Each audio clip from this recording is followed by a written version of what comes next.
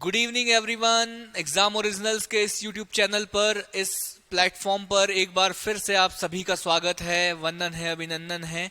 और मैं तारेंद्र बेले आप लोगों को इस समय पर पढ़ाता हूं मध्य प्रदेश लोक सेवा आयोग की 10वीं यूनिट, जिसमें कि कुछ कमीशंस, कुछ सांविधिक निकाय, कुछ संवैधानिक निकाय और कुछ कार्यकारी निकायों के बारे में स्टडी करने के लिए आयोग ने हम स्टूडेंट्स को कहा और बोला गया कि इससे संबंधित कुछ न कुछ प्रश्न प्री में भी आएंगे और कुछ मेंस में भी। तो आयोगों का अगर हम लोग डिस्कशन की बात करें तो आयोगों को प्री में भी पढ़ा जाता है और मेंस में भी पढ़ा जाता है। ये सारी डिस्कशन जो है हमारी क्लास जो 1 है उसमें हम लोग देख चुके हैं। और आज के लेक्चर में हम लोग जो पढ़ने वाले हैं वो राष्ट्रीय अनुसूचित जाति आयोग, राष्ट्रीय अनुसूचित जाति आयोग के ऊपर एक लेक्चर हम लोगों का हो चुका है, जो कि लेक्चर नंबर 18। आप लोगों को अगर वो नहीं आप लोगों ने देखा है तो इस लेक्चर को देखने से पहले आप लोगों को लेक्चर नंबर 18 आप लोगों को पहले देखना होगा, जिसमें कि मैंने राष्ट्रीय अनुसूचित जाति आयोग के साथ साथ राष्ट्रीय अनुसूचित जनजाति आयोग की भी पृष्ठभूमि बना दी। हाँ, तो लास्ट के लेक्चर को अगर हम लोग रिकॉल करें तो लास्ट के लेक्चर में हम लोगों ने क्या क्या देख लिया था। हम लोगों ने देखा था कैसे आर्टिकल 338 में एक राष्ट्रपति को बोला गया कि एक अधिकारी की नियुक्ति करना है जो राष्ट्रीय अनुसूचित जाति आयोग, जो राष्ट्रीय अनुसूचित जाति समुदाय और अनुसूचित जनजाति समुदाय के हितों का संरक्षण करेगा, जो उनके अधिकारों का संरक्षण करेगा और जो उनके अधिकारों को सुनिश्चित कर पाएगा। इस तरीके से एक अधिकारी की नियुक्ति करना है।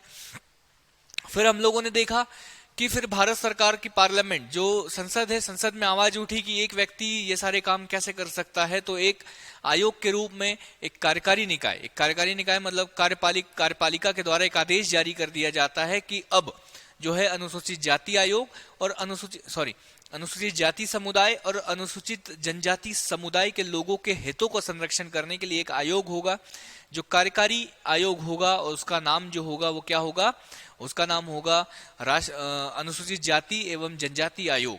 ठीक है, इसके पहले जो अध्यक्ष बनाए गए, इस कार्यकारी निकाय के पहले अध्यक्ष बनाए गए, उनका नाम क्या था, भोला पासवान शास्त्री। इसके बाद क्या हलचल हुई, इसके बाद हुआ 1987 में एक संसद के द्वारा एक विधेयक पारित कर दिया गया, एक अधिनियम बना दिया गया, एक विधेयक पारित कर दिया गया, जिसको बोला गया राष्ट्रीय अनुसूचित जाति एवं जनजाति अधिनियम, आयोग अधिनियम। ठीक है, तो इसको 1987 में पारित करते ही कार्यकारी निकाय को समाप्त कर दिया गया और इसके बाद जो निकाय बना वो बना हम लोगों का सांविधिक निकाय का मतलब एक अधिनियम के द्वारा किसी निकाय का गठन किया जाना था। फिर क्या हुआ, फिर हुआ 65वां संविधान संशोधन। फिर भी बात वहां पर नहीं रुकी, उसके बाद हुआ 65वां संविधान संशोधन 1990।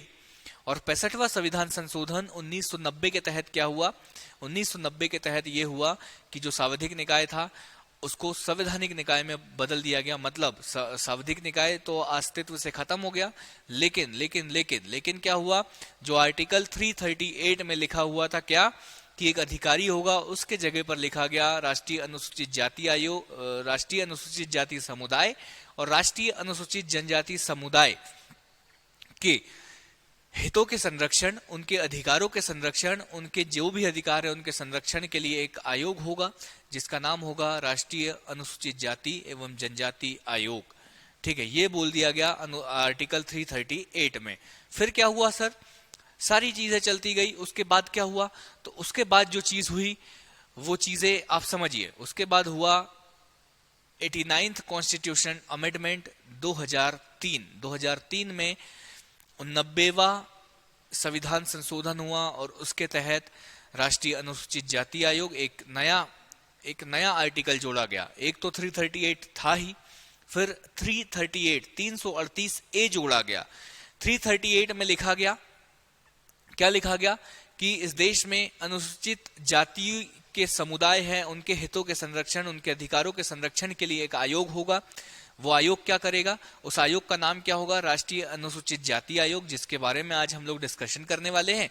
और 338 ए में जो बोला गया वो क्या बोला गया, उसमें बोला गया कि एक आयोग होगा जो राष्ट्रीय अनुसूचित जनजाति आयोग के लिए अलग से आयोग होगा जो उनके हितों के संरक्षण करेगा, वो होगा एसटी आयोग, जिसके बारे में डिस्कशन हम लोग आने वाली एक क्लास में करेंगे।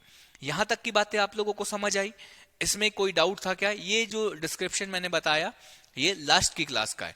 यहां तक कोई डाउट हो तो आप कमेंट बॉक्स में लिखिए, बाकी हम लोग लेक्चर स्टार्ट करेंगे। ठीक है, हम लोग आज का जो लेक्चर है वो वहां से स्टार्ट करेंगे।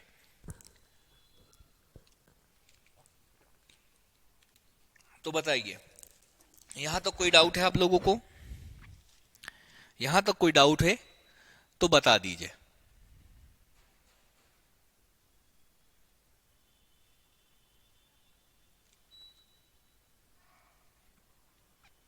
ठीक है, यहां तक कोई डाउट हो तो बता दीजिए।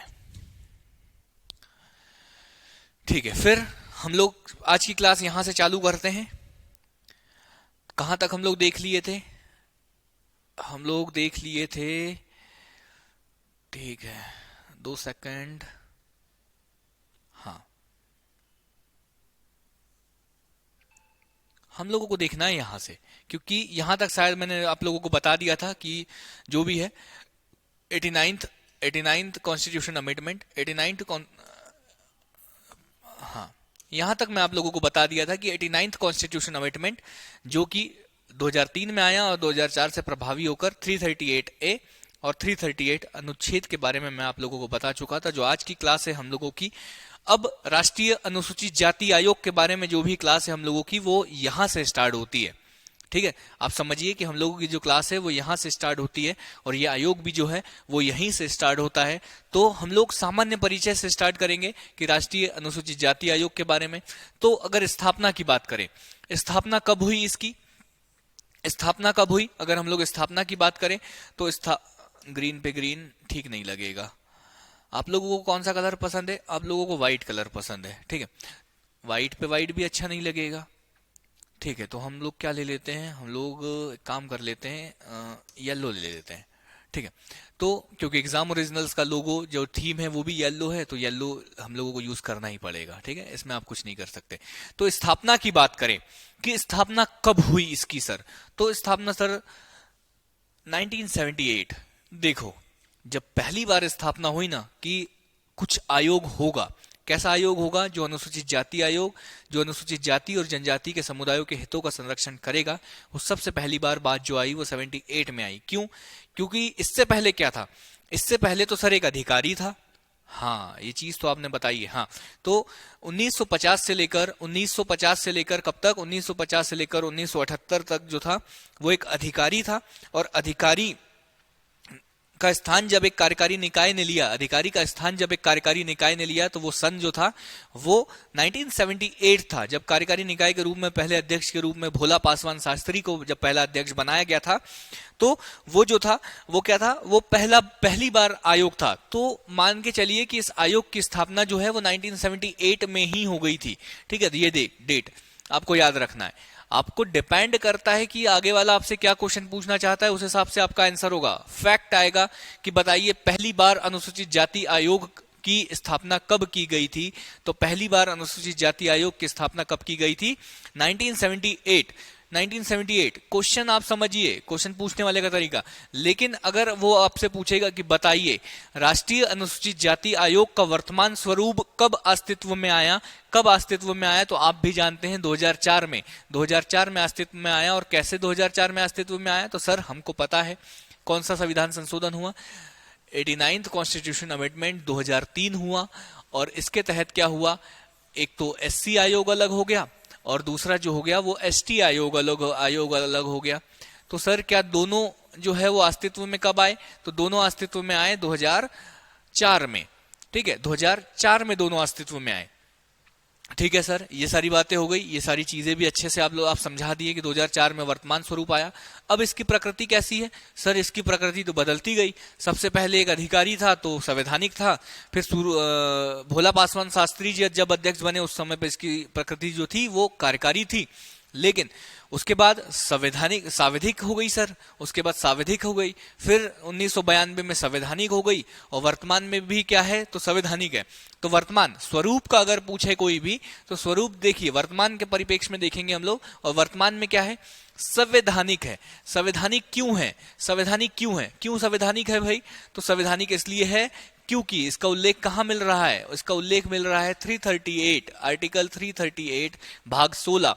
संविधान के भाग 16, जब हम लोग 22 भाग बढ़ेंगे तो भाई 22 भागों में जो 16वां भाग है, 16वें भाग के अनुच्छेद 338 में जो है इसका उल्लेख है और संविधान में उल्लेख है। इस वजह से ये क्या है, संवैधानिक निकाय है, स्वतंत्र निकाय है। स्वतंत्र निकाय का मतलब यही है कि अपनी कार्यवाही स्वतंत्र रूप से कर सकता है, किसी के अधीन नहीं है, तो दैट्स वाई इसको कहा जाता है स्वतंत्र निकाय है। तो ये स्वरूप हो गया इसका। वर्णन का है, वर्णन आपको पता है 338 में, और भाग 16 जो मुख्यालय है, ये याद रखना है, मुख्यालय कहाँ है, नई दिल्ली। नई दिल्ली में मुख्यालय तो है, लेकिन इसके अन्य, अब बात वही आ गई, क्या दिल्ली में बैठकर कोई पूरे देश के अनुसूचित जाति के जो व्यक्ति है उनके हितों का संरक्षण कर सकता है एक कार्यालय के साथ? तो नहीं। ऐसे ही इसके अन्य क्षेत्रीय कार्यालय भी बनाए गए, ऐसे कम से कम इसके 10 क्षेत्रीय कार्यालय है, उनके बारे में भी हम लोग जानेंगे सारी चीजें। लेकिन अभी आप याद रखिए कि मेन मुख्यालय जो है वो कहाँ है, मेन मुख्यालय नई दिल्ली में है। जो पहले अध्यक्ष, कौन से पहले अध्यक्ष सर, क्या भोला पासवान शास्त्री? नहीं, जो 2004 में जो बनकर आया, 2004 में जो अस्तित्व में आया, उस समय पर पहले अध्यक्ष कौन बने? तो ये नाम आपको याद रखना है, सूरजभान सिंह। बहुत ज्यादा इंपॉर्टेंट दोस्त यार, आप समझ नहीं सकते, आप सीधे पूछा जाएगा कि अनुसूचित जाति आयोग का जो वर्तमान स्वरूप है उसके पहले अध्यक्ष कौन है, तो सूरजभान सिंह। ये स्टार जितने लग रहे हैं तो उससे आपको उसकी महत्वता को समझनी होगी, उसकी महत्ता को समझना होगा उस क्वेश्चन की। तो सूरजभान सिंह का नाम आपसे पूछ सकता है। और जो सबसे ज्यादा इंपॉर्टेंट क्वेश्चन है वो है इसका मंत्रालय, ठीक है, इसका नोडल मंत्रालय, मतलब किस मंत्रालय के अधीन होकर ये अपनी सेवाएं देता है। तो वो मंत्रालय है सामाजिक न्याय एवं कल्याण मंत्रालय। यहां पर मैं आप लोगों से क्वेश्चन पूछता हूं, ये ठीक है, कि वर्तमान में भारत सरकार में सामाजिक एवं न्याय कल्याण मंत्रालय के मंत्री कौन है? ठीक है, केंद्र में मंत्री कौन है, ये आप लोगों को बताना है कमेंट बॉक्स में, ठीक है, ये जरूर आप लोगों को बताना है। अगर आपको नहीं पता होगा, अगर देखिए आप वीडियो देख रहे हैं, अगर आपको नहीं भी पता है तो आप सर्च करिए गूगल पे और कमेंट बॉक्स में लिखिए। क्यों? क्योंकि इससे दो चीजें होगी, आपको नहीं पता तो आपकी नॉलेज एनहेंस होगी, आप सर्च करोगे, एक बार नाम पढ़ोगे, फिर एक बार आप उसको लिखोगे, तो 3 बार में आपको याद हो जाएगा। तो ये है क्वेश्चन पूछने का उद्देश्य, यही रहता है। तो आपको भारत सरकार के सामाजिक न्याय एवं कल्याण मंत्री का नाम बताना है जो इस मंत्रालय में बैठते हैं। तो अनुसूचित जाति आयोग। अब आप बोलोगे क्या सर एसटी आयोग भी इसी मंत्रालय के अधीन है? तो नहीं, भारत सरकार में अनुसूचित जनजातियों के लिए एक अलग से मंत्रालय है, जनजाति मंत्रालय, ठीक है, भारतीय जो भी है जनजाति मंत्रालय, तो उसके अधीन होता है एसटी आयोग। तो यहां पर आप लोगों को एससी आयोग का याद रखना है। एससी और ओबीसी जो है वो सामाजिक न्याय एवं कल्याण मंत्रालय के अंतर्गत ही आता है, ये 2 आयोग। लेकिन जो एसटी आयोग है वो कहाँ आएगा? जो एसटी आयोग है वो आएगा जनजाति मंत्रालय। वहां जब पढ़ेंगे तब देखेंगे, लेकिन मैंने सोचा कि यहां पर आप लोगों को एक बार बता दूं, ठीक है। इसके बाद की बात, ठीक है, अब हम लोग देखेंगे मेन। यहां तक हम लोगों ने देख लिया कि एक ऐसा आयोग होगा। 2004 में संविधान संशोधन हो गया। 2004 में संविधान संशोधन होने के बाद 2004 में अनुसूचित जाति आयोग आया। लेकिन सर 338 में और क्या क्या लिखा हुआ है? फिर 338A जब हम लोग पढ़ेंगे एसटी आयोग, तो उसमें क्या क्या लिखा हुआ है ये देखेंगे। तो 338A, 338 जो अनुच्छेद हम लोग 338 पढ़ने वाले हैं, और इस 338 अनुच्छेद में पूरे आयोग के प्रावधान किए गए हैं कि कौन कैसे अध्यक्ष होगा, कितने सदस्यीय आयोग होगा, कौन इनकी नियुक्ति करेगा, ये अपनी रिपोर्ट किसको देंगे, ठीक है, ये अपनी रिपोर्ट, इनका कार्यकाल कितना होगा, इनकी सेवा शर्तें कितनी होगी, इनकी सेवा शर्तें कैसी होगी, इनको पद से कैसे हटाएंगे, इनको कौन कौन सी शक्तियां प्राप्त होगी, इन सभी चीजों का उल्लेख अनुच्छेद 338 में किया गया है। तो इस अनुच्छेद 338 जो है, अनुच्छेद 338 में क्या क्या लिखा हुआ है? तो सबसे पहले हम लोग देखेंगे कि अनुच्छेद 338(1) सब क्लॉज 338 सब क्लॉज 1 में क्या बोला गया? इसमें बोला गया कि राष्ट्रीय अनुसूचित जाति आयोग के गठन का प्रावधान किया गया। मतलब इसका गठन कैसे होगा, ठीक है, बोला गया। ये इसमें 338(1) में बोला गया कि भारत में एक राष्ट्रीय अनुसूचित जाति आयोग होगा, जिसका काम क्या होगा? जिसका काम होगा राष्ट्रीय अनुसूचित जाति के व्यक्तियों के हितों का संरक्षण करना, उन पर हो रहे अपराधों का संज्ञान लेना, उन पर हो रहे अपराधों में जो अपराधी है उनके प्रति कार्यवाही करने का जो काम है वो बोला गया इसमें। तो इसका नाम क्या होगा, इसका नाम, और देखो गठन की बात तो बोल दी लेकिन बोला गया इसका नाम भी जो होगा वो क्या होगा, तो इसका नाम होगा राष्ट्रीय अनुसूचित जाति आयोग, राष्ट्रीय अनुसूचित जाति आयोग या national commission for schedule caste, national commission for schedule caste, इस नाम से इस आयोग को जाना जाएगा। ये कहां बोला गया, ये बोला गया 338 सब क्लॉज 1, ये याद रखना, ठीक है। दूसरी चीज 338 सब क्लॉज 2, 338 सब क्लॉज 2 में क्या बोला गया, 338 सब क्लॉज 2 में बोला गया कि इसकी संरचना कैसी होगी, ठीक है। इनके जो सदस्य होंगे, संरचना में जो सदस्य होंगे, इनकी सेवा शर्तें क्या होगी, इनका कार्यकाल क्या होगा, इन सभी चीजों के बारे में बोला गया, ठीक है। तो सबसे पहले अगर हम लोग संरचना की बात, देखो पहले में बोला इसका नाम क्या होगा, एक ऐसा आयोग होगा उसका नाम क्या होगा, ये सारी चीजें सब क्लॉज 1 में बताया।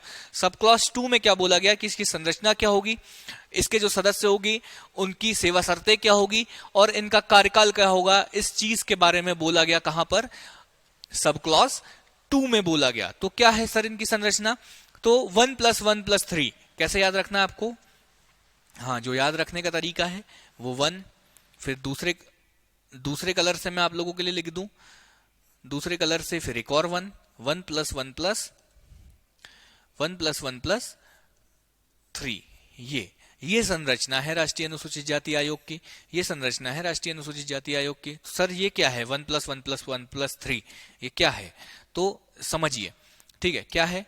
तो ये जो एक होगा ये होगा अध्यक्ष, ये कौन होगा, अध्यक्ष होगा, ठीक है। ये क्या होगा, ये क्या होगा, ये होगा उपाध्यक्ष, उपाध्यक्ष होगा। और ये जो 3 होंगे ना, ये क्या होंगे, ये सदस्य होंगे, ये सदस्य होंगे, अन्य सदस्य, ठीक है। तो कितने सदस्यीय संरचना हो गई, 5 सदस्यीय संरचना है, और इन 5 सदस्यीय संरचना में एक अध्यक्ष होगा, एक उपाध्यक्ष होगा और 3 सदस्य होंगे। यहां तक कोई डाउट नहीं, ठीक है। कौन नियुक्त करेगा सर इनको, इनकी नियुक्ति कौन करेगा, इनकी नियुक्ति जो है वो कौन करेगा, राष्ट्रपति के द्वारा नियुक्त किए जाएंगे, राष्ट्रपति के द्वारा नियुक्त किए जाएंगे, राष्ट्रपति के द्वारा नियुक्त किए जाएंगे। इनकी सेवा शर्तों का निर्धारण कौन करेगा, इनकी सेवा शर्तों का निर्धारण भी राष्ट्रपति के द्वारा किया जाएगा, ठीक है। इनका कार्यकाल कितना होगा, तो वो कार्यकाल होगा जो राष्ट्रपति के द्वारा निर्धारित किया जाएगा। राष्ट्रपति बोलेगा 5 साल तो राष्ट्रपति वो 5 साल हो जाएगा, लेकिन सामान्यतः अभी जो है राष्ट्रीय अनुसूचित जाति आयोग के सदस्यों का जो कार्यकाल है वो 3 वर्ष है। ये बहुत ज्यादा इंपॉर्टेंट है, जो क्वेश्चन बनेंगे ना वो यहीं से, राष्ट्रीय अनुसूचित जाति आयोग के अध्यक्ष का कार्यकाल कितना है, राष्ट्रीय अनुसूचित जाति आयोग के सदस्यों का कार्यकाल कितना है, उपाध्यक्ष का कार्यकाल कितना है, ये क्वेश्चन बनेंगे।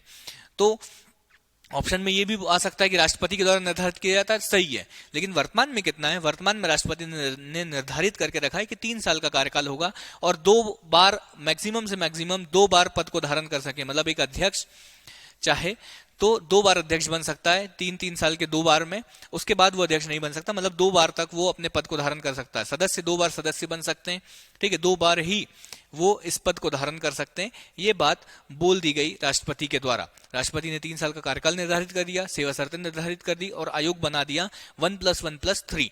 यहां तक की बातें क्लियर है आप लोगों को, सब क्लॉज 2 यहां तक की बातें आप लोगों को क्लियर है। अगर क्लियर है तो हम लोग आगे बढ़ते हैं। फिर बात आती है सब क्लॉज 3 की। तो सर सेवा शर्तें सब कुछ बता दी आप लोगों ने, ठीक है। तो नियुक्ति के बारे में, नियुक्ति भी आप लोग तो बता ही दिए, नियुक्ति राष्ट्रपति करेगा आपने बता दी, लेकिन ये नियुक्ति का जो प्रावधान है, नियुक्ति का जो प्रावधान है वो 338 सब क्लॉज 3 में किया गया है। और 338 सब क्लॉज 3 में बोला गया कि अध्यक्ष और सदस्यों की नियुक्ति के बारे में इसमें प्रावधान किया गया है। और इनके अध्यक्ष और सदस्यों की नियुक्ति कौन करेगा, राष्ट्रपति के द्वारा की जाएगी, हस्ताक्षर करके, मतलब सिग्नेचर करेगा एक पद मुद्रा पर। पद मुद्रा मतलब एक पेपर होता है भारत सरकार का, ठीक है, उस अधिपत्र पर, उस पर क्या करेगा, जो भी भारत सरकार का जो भी पेपर होता है उसके ऊपर लिखा जाएगा कि इस व्यक्ति को, इस फलाने व्यक्ति को राष्ट्रीय अनुसूचित जाति आयोग का सदस्य नियुक्त किया जाता है, इसको अध्यक्ष नियुक्त किया जाता है। ये सारी चीजें बोली जाएगी कहाँ, उस पद मुद्रा पर लिखी जाएगी और उस पर हस्ताक्षर करेगा कौन, उस पर हस्ताक्षर करेगा राष्ट्रपति। आप समझिए, आप क्वेश्चन की गहराई को नहीं समझ रहे हैं। ये पूछा जाएगा आपसे कि बताइए राष्ट्रीय अनुसूचित जाति आयोग के अध्यक्ष को कौन नियुक्त करता है, तो राष्ट्रपति नियुक्त करता है। कौन सदस्य को कौन नियुक्त करता है, तो राष्ट्रपति नियुक्त करता है। ये चीजें पूछी जाएगी, ठीक है। ये बहुत रेयर चांस बनता है कि आपसे आर्टिकल पूछे, लेकिन ये जरूर पूछा जाएगा कि कौन नियुक्त किया जाता है। फिर अनुच्छेद 338 सब क्लॉज 4, इसके बारे में बोल दें तो स्वयं विनियमित करेगा अपनी जो भी प्रक्रिया होगी। जैसे उसके पास कोई शिकायत आती है, जैसे आयोग के पास कोई शिकायत लेकर आता है कि मेरे साथ, मतलब कोई शेड्यूल कास्ट का व्यक्ति अगर शिकायत लेकर आता है कि उसके साथ कि कुछ भी, मतलब उसके साथ कुछ भी उसके जो हितों का जो भी हुआ है, अधिग्रहण हुआ है, या अगर हम लोग बात करें कि उसके जो अधिकारों को छीन लिया गया है या उसको अधिकार नहीं मिल पा रहे, अगर वो लेकर आता है तो जो भी प्रक्रिया होगी आगे कार्यवाही की कि आयोग क्या क्या काम करेगा, तो ये सारी चीजें जो है वो स्वयं विनियमित करेगा। मतलब खुद देखेगा कि कैसे उसे काम करना है, कैसे नहीं करना है, क्या क्या काम करना है, ये सारी चीजें। इसके लिए उस पर कोई वो नहीं है, स्वयं विनियमित कर सकेगा अपनी कार्यवाही को। ठीक है, ये चीज बोली गई। बात करें उसके बाद, अगर हम लोग बात करें तो सब क्लॉज 5 338 सब क्लॉज 5 में बोला गया कि क्या आयोग के कर्तव्य क्या होंगे और आयोग क्या क्या काम करेगा। ठीक है, क्या क्या कर्तव्य होंगे आयोग को। अब आयोग बना तो दिए, लेकिन इनको कौन कौन से काम हमें सौंपने हैं, कौन कौन से काम हमें सौंपने हैं, इन सभी चीजों के बारे में डिस्कशन किया गया। कहां पर, तो ठीक है यहां पर हम लोग पढ़ लेते हैं। ठीक है, यहां पर देखो आयोग ये जो सारे काम दिए हुए ना, ये सभी के सभी काम कहां पर हो जाएंगे, एसटी आयोग में भी यही सारे के सारे काम हो जाएंगे। यही सारे के सारे काम क्या हो जाएंगे, ओबीसी आयोग में भी हो जाएंगे। लेकिन आपको जहां पर एसटी लिखा हुआ है वहां पर एससी लिखना होगा, जहां पर एससी लिखा हुआ है वहां पर ओबीसी आयोग लिखना होगा। तो काम क्या है, काम क्या है, देखो संवैधानिक और विधिक प्रावधानों के क्रियान्वयन को सुनिश्चित करना। मतलब जो भी संवैधानिक अधिकार, जो भी वैधानिक अधिकार जो दिए गए हैं उसके वो सही तरीके से काम कर रहे हैं या नहीं कर रहे हैं, जो भी उनका क्रियान्वयन है उसको सुनिश्चित करने का काम। देखो यहां पर एससी आयोग का वो काम है, एसटी आयोग जब पढ़ेंगे एसटी आयोग का भी काम यही होगा। ओबीसी आयोग जो होगा, ओबीसी आयोग आएगा, लेकिन दोनों की जो फील्ड है वो अलग अलग हो जाएगी। एससी आयोग आया तो वो अनुसूचित जाति के लोगों के लिए काम करेगा, एसटी आयोग आया वो अनुसूचित जाति के जो भी विधिक प्रावधान है उनको सुनिश्चित करने का काम करेगा। ठीक है, तो आप समझिए। इसके बाद कानूनों की समीक्षा और निरीक्षण करेगा। जो भी अनुसूचित जाति से संबंधित जो भी कानून बनेंगे उनकी समीक्षा करेगा, उनका निरीक्षण करेगा। अनुसूचित जाति के अधिकार के उल्लंघन की शिकायत की जांच करेगा। मतलब अगर किसी अनुसूचित जाति के व्यक्ति या उस समुदाय के व्यक्ति के अधिकारों का अगर हनन होता है, उनके अधिकार का अगर हनन होता है, अगर वो शिकायत लेकर आता है तो उसकी क्या करेगा, शिकायत की जांच करेगा।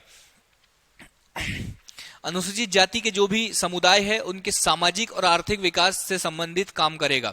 सामाजिक मतलब समाज में उन्हें सही स्थान मिल पाए, समाज में उन्हें शिक्षा मिल पाए, उनको आर्थिक रूप से संपन्न कैसा बनाया जाए, इस सभी मुद्दों पर वो काम करेगा। कौन करेगा, ये अनुसूचित जाति आयोग करेगा। योजनाओं में भाग लेना और सरकार को उचित सलाह देना। जो भी योजना, अगर कोई भी योजना भारत सरकार के द्वारा या इस राज्य की सरकार के द्वारा अगर कोई भी योजना बनाई जा रही है तो उस योजना में अपना प्रतिनिधित्व भेजना या उस योजना में भाग लेना और उस योजना में सरकार को सलाह देना कि अनुसूचित जाति के व्यक्तियों के लिए ये सुधार हमें करने हैं या ये चीजें जो है ये हटाना है, ये चीजें जो है अनुसूचित जाति के व्यक्तियों के लिए सही नहीं है।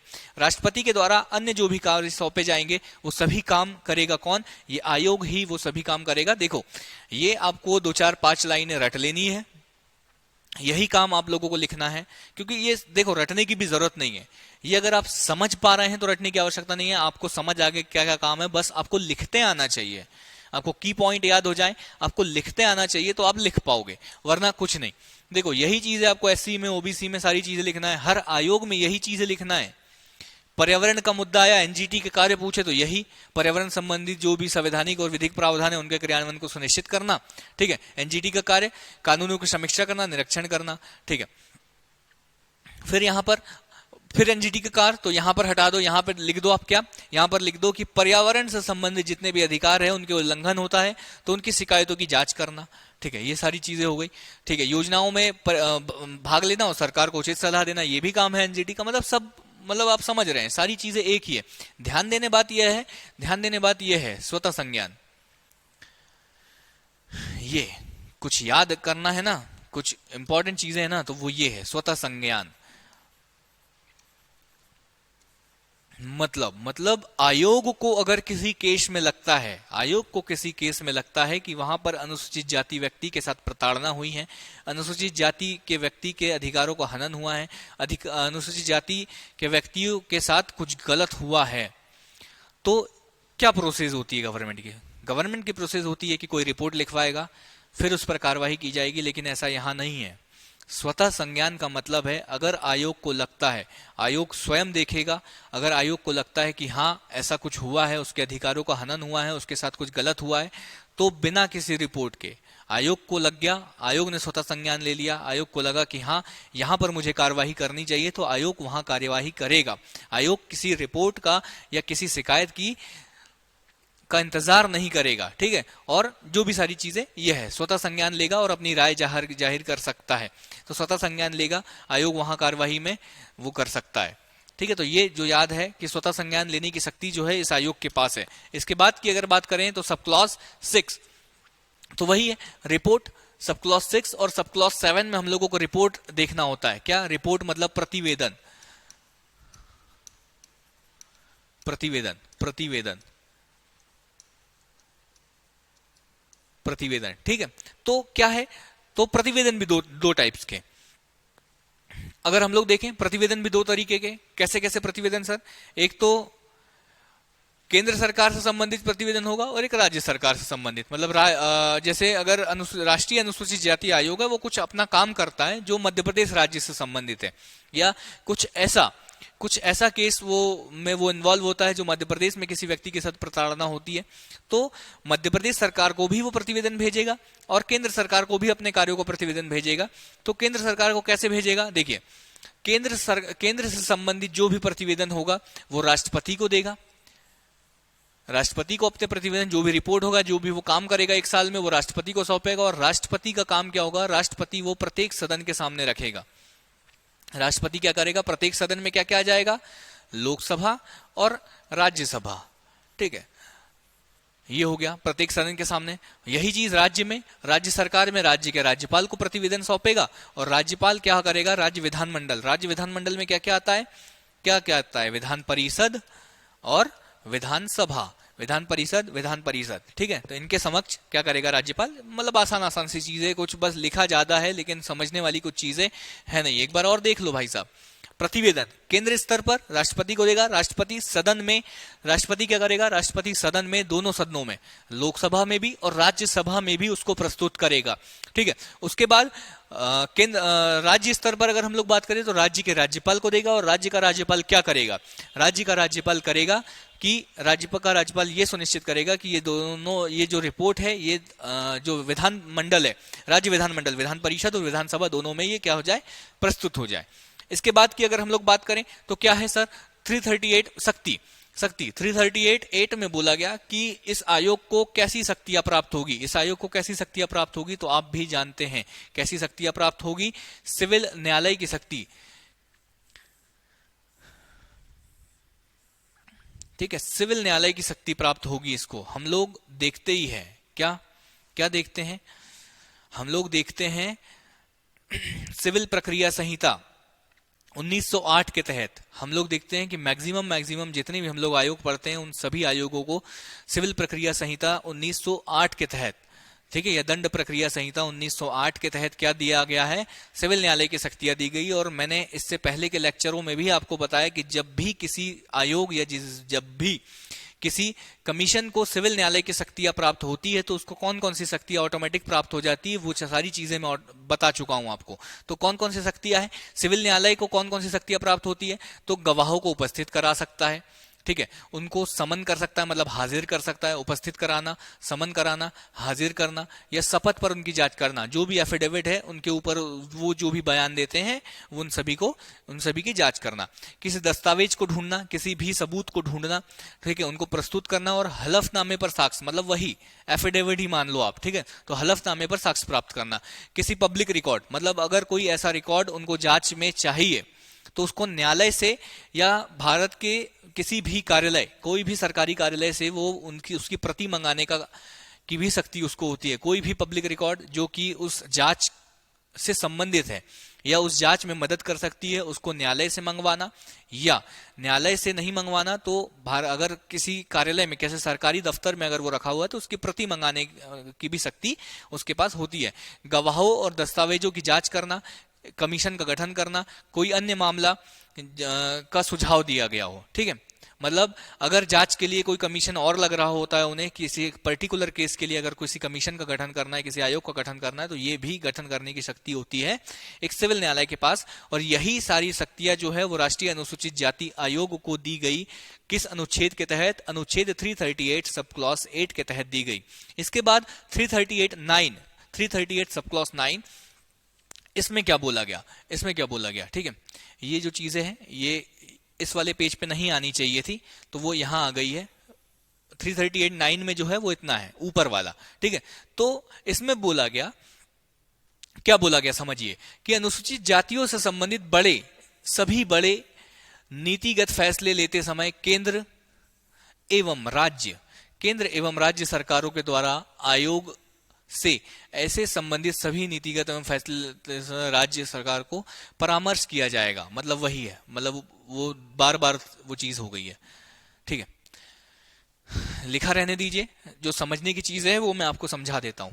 338(9) में जो बोला गया कि जब भी केंद्र सरकार और राज्य सरकार के द्वारा अनुसूचित जाति और अनुसूचित जनजाति के व्यक्तियों से संबंधित कोई भी नीतिगत फैसले लिए जाएंगे, कोई भी नियम कानून बनाया जाएगा, तो उनको राष्ट्रीय अनुसूचित जाति आयोग से परामर्श करना होगा। ये बोला गया अनुच्छेद 338(9) सब क्लॉज 9 में ये बोला गया। ठीक है, जो इंपॉर्टेंट फैक्ट्स है, इतनी चीजें समझ आई क्या आप लोगों को? ठीक है, कुछ इंपॉर्टेंट फैक्ट्स हम लोग देख लेते हैं।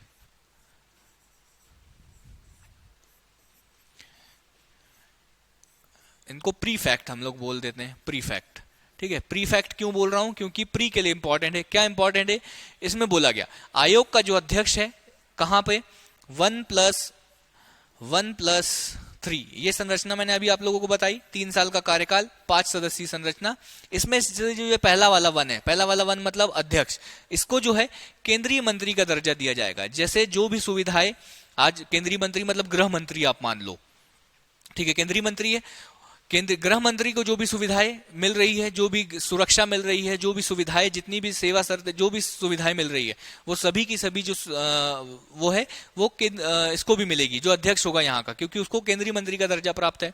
उपाध्यक्ष को केंद्रीय राज्य मंत्री का दर्जा, एक पद जो होता है भारत सरकार में वो केंद्रीय राज्य मंत्री का भी होता है, ये दर्जा भी उसको प्राप्त होगा। किसको? उपाध्यक्ष को प्राप्त होगा। और सदस्यों को जो है भारत सरकार के सचिव के समान का दर्जा मिलेगा। सचिव मतलब हर मंत्रालय में एक सचिव होता है, हर मंत्रालय में एक आईएएस ऑफिसर जो होता है उसको सचिव बना दिया जाता है, वो जो सारे मंत्रालय का काम देखता है, जो वो हेड ही मान लो आप। ठीक है, तो गृह मंत्रालय का सचिव, होम मिनिस्ट्री सेक्रेटरीट होता है। ठीक है, तो उसी तरीके से जो भी इस आयोग के सदस्य होंगे, उन सभी सदस्यों को सचिव का दर्जा दिया गया है, भारत सरकार का सचिव का दर्जा दिया गया। अध्यक्ष को केंद्रीय मंत्री, उपाध्यक्ष को केंद्रीय राज्य मंत्री और सदस्यों को सचिव का दर्जा दिया गया। सीधे सीधे क्वेश्चन पूछेगा कि बताइए, क्या बताइए सर?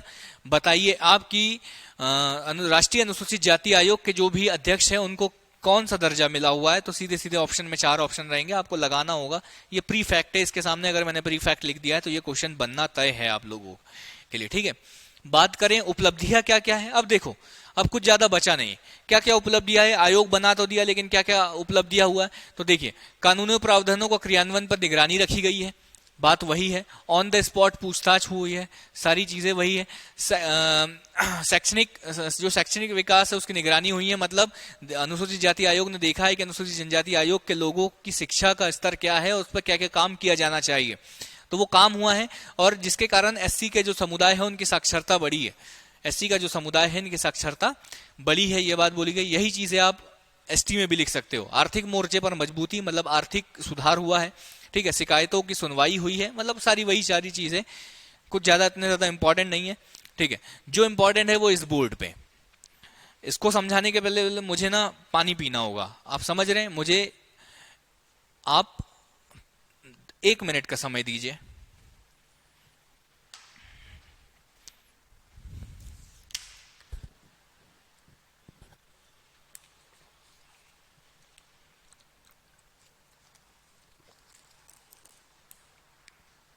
ठीक है, आई एम बैक। ठीक है, तो जो इंपॉर्टेंट है ना, जो बहुत अच्छे क्वेश्चन पूछ सकता है, वो एक ही 4 ऑप्शन दे देगा, बोलेगा निम्न में से कौन से शहर में राष्ट्रीय अनुसूचित जाति आयोग का क्षेत्रीय कार्यालय नहीं है, तो वो आपको यहां पर याद रखना है। कौन कौन से? सबसे पहले अगर हम लोग बात करें, ठीक है, सर कैसे याद रखेंगे हम लोग, कैसे याद रखें हम लोग? तो आप इनको बांट कर याद रख लीजिएगा, ठीक है। अभी मैं मैप पे और समझा दूंगा आपको, पहले आप नाम याद रख लो। अहमदाबाद, पटना, बेंगलुरु, लखनऊ, कोलकाता, हैदराबाद, हैदराबाद 2 बार हो गया क्या? नहीं, गुवाहाटी, अगरतला, चेन्नई और क्या? और क्या?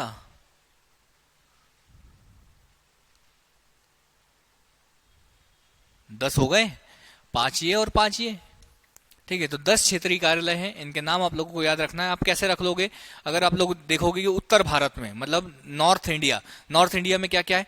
नॉर्थ इंडिया में अगर आप देखोगे तो लखनऊ हो गया, लखनऊ के बाद आपको मिल जाएगा अहमदाबाद, अहमदाबाद के बाद आपको मिल जाएगा चंडीगढ़, चंडीगढ़ के बाद, ठीक है। तो ये 3 कार्यालय आप ये मान के चलिए, ऐसे देख लीजिए 2 सेकंड। हाँ, अगर मैं आपको मैप पे बना दूं, मैप पे देखना चाहोगे, ठीक है, मैप पे देख लो।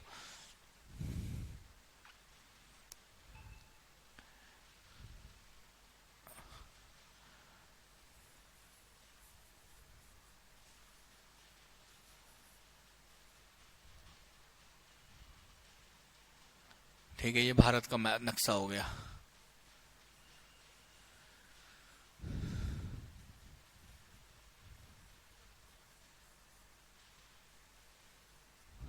ठीक है,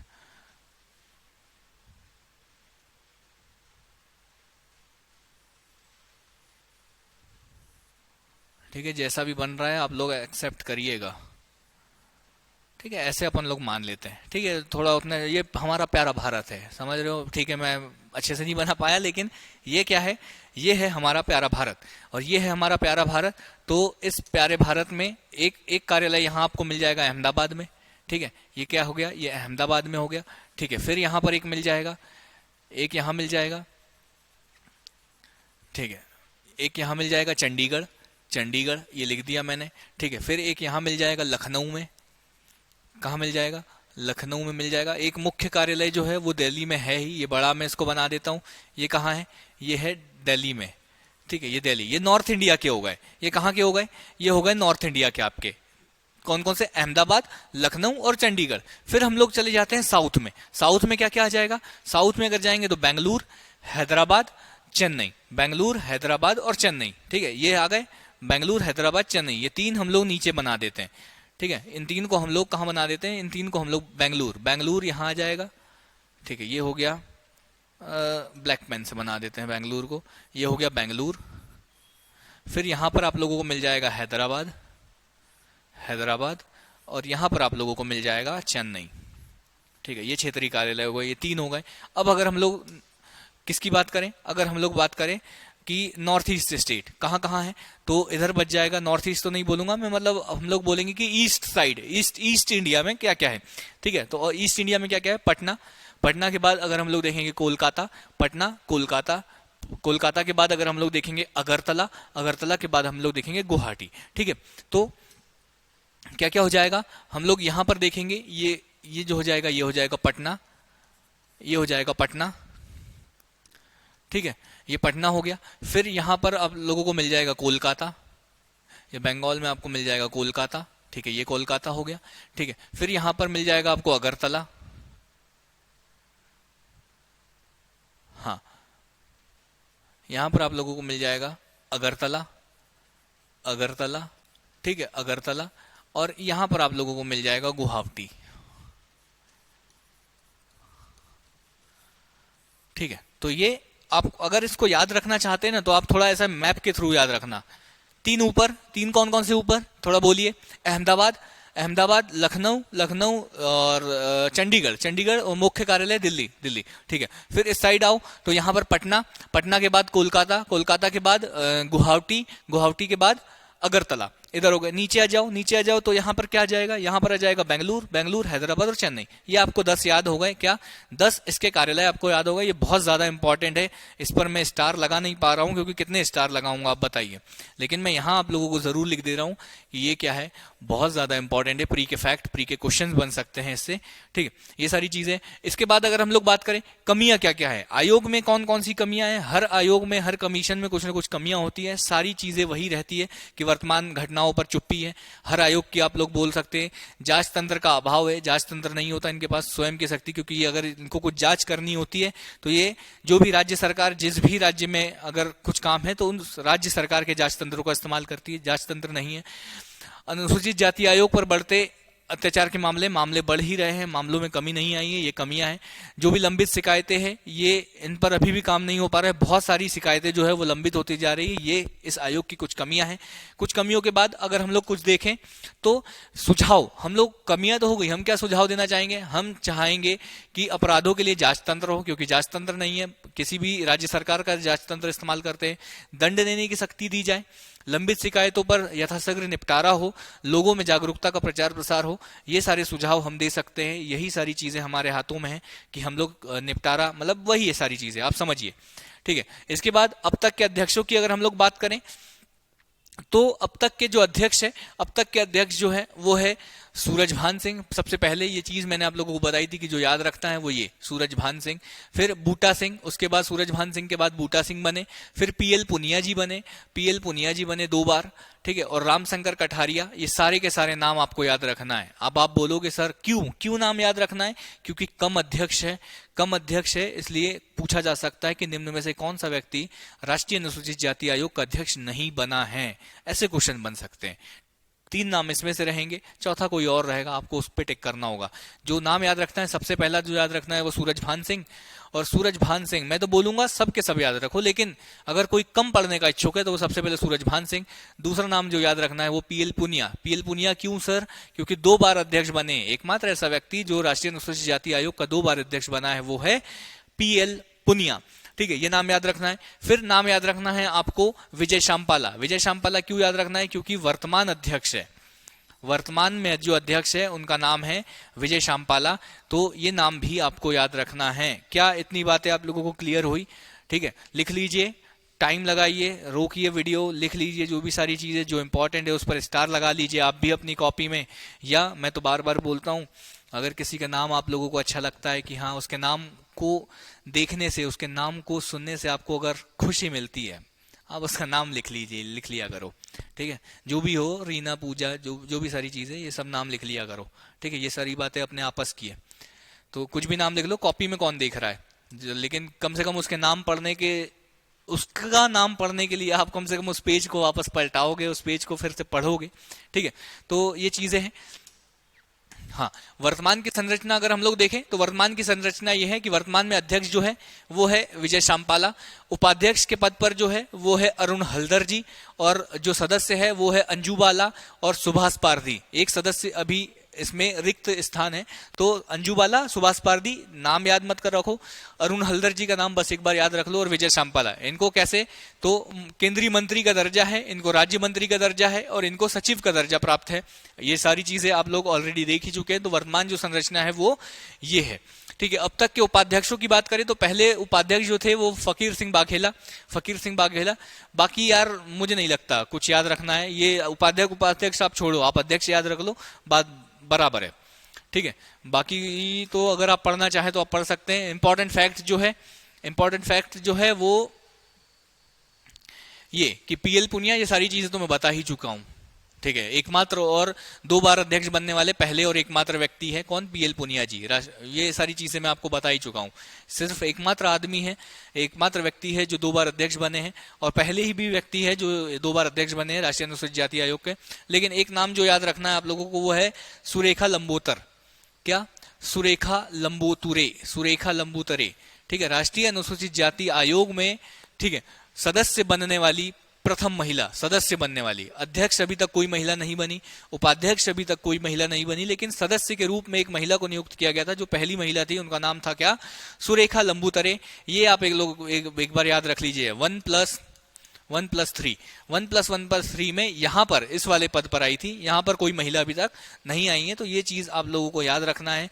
बाकी तो सारी चीजें आप जानते ही है। इसी के साथ हमारा राष्ट्रीय अनुसूचित जाति आयोग होता है समाप्त। समझ रहे हैं आप? राष्ट्रीय अनुसूचित जाति आयोग हम लोगों का होता है समाप्त। इसके बाद एक लेक्चर में हम लोग देखेंगे राष्ट्रीय अनुसूचित जनजाति आयोग, फिर एक लेक्चर में हम लोग देखेंगे राष्ट्रीय अनुसूचित पिछड़ा आयोग, पिछड़ा वर्ग आयोग। ठीक है, तो क्या यहां तक आप लोगों को सारी चीजें समझ आई? अगर आप लोगों को सारी चीजें समझ आई तो लाइक करिएगा, कमेंट करिएगा, शेयर करिएगा, अपने दोस्तों तक इस वीडियो को फैलाइएगा। ठीक है, दिल खोल कर लाइक करिएगा। और अगर आप लोगों को लगता है कि एग्जाम ओरिजिनल्स आप लोगों के लिए कुछ कर रहा है तो बिल्कुल बिल्कुल शेयर करिए, लाइक करिए, कमेंट करिए। ये है एग्जाम ओरिजिनल्स के कोर्सेज जो ऐप पर अवेलेबल हैं। अगर आप लोग एक बार विजिट करिए, देखिए क्या क्या है। एक तो अगर आप फाउंडेशन कोर्स भी है, अगर आप पूरी तैयारी करना चाहते हैं मध्य प्रदेश लोक सेवा आयोग की तो वो भी है। अभी क्रैश कोर्स भी लॉन्च हो रहा है। ठीक है, टेस्ट सीरीज है, सब कुछ है। एक बार आप वहां जाकर देखिए। और जरूरी नहीं कि पूरा कोर्स खरीदे। अगर आप किसी एक सब्जेक्ट में अगर कमजोर है तो आप उस एक पर्टिकुलर सब्जेक्ट का भी कोर्स खरीद सकते हैं। ये सारी चीजें हैं, सब कुछ, एवरीथिंग। ठीक है, एवरीथिंग, सब कुछ अवेलेबल है। बाकी सारी चीजें, ये सारी चीजें हैं, आप लोग एक बार जाकर ऐप पर देखिए आप लोगों के काम का क्या है, वरना तो कोई बात है ही नहीं। लेकिन एक बार विजिट जरूर करिएगा। तब तक के लिए मैं तारेंद्र बेले आप सभी लोगों से विदा लेता हूं। फिर से आप लोगों से एक बार फिर मुलाकात होगी इसी एग्जाम ओरिजिनल्स के प्लेटफॉर्म पर। फिर से ऐसे ही हंसते हुए, मुस्कुराते हुए, नए जोश के साथ, नए विश्वास के साथ आप लोगों से फिर से मैं मिलूंगा। तारेंद्र बेले एक बार फिर से आप लोगों से विदा लेता हूं। बहुत बहुत धन्यवाद। Thank you so much.